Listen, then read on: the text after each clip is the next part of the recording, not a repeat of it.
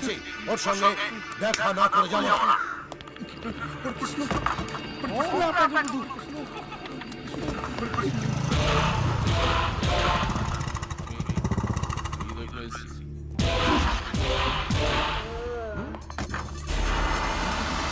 বাবু কে? অর্জুন সরকার। হাজিরার খাতাতে সই করেছিল। তুই আমার পাশ দিয়ে আমাকে না দেখে চলে আসছিস কেন? আপনি কি মাধুরী দীক্ষিত না ক্যাটরিনা কাইফ যে আপনাকে দেখে ঢুকতে হবে? তুই আমাকে চিনিস? আমার নাম অর্জুন সরকার। না বললেও চলবে, ফাইলে লেখা আছে।